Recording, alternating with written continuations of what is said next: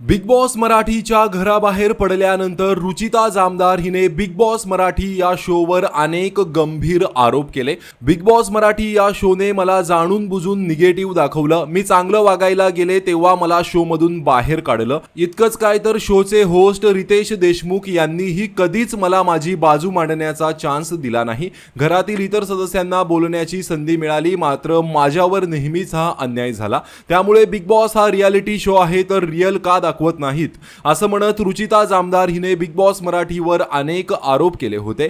यावरच आता big boss मराठीचे मेकर्स केतन माणगावकर आणि प्रथमेश देसाई यांनी सोशल मीडियावर एक स्टोरी शेअर करत रुचिताला सडेतोड उत्तर दिले आहे।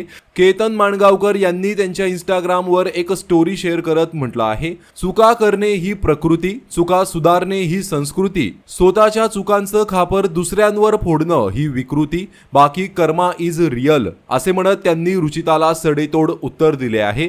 तर प्रथमेश देसाई यांनी स्टोरी शेअर करत म्हटलं आहे, एखाद्याला उद्ध्वस्त करण्याचे सामर्थ्य असून पण शांतपणे सोडून देण्याला पण काळीज लागतं।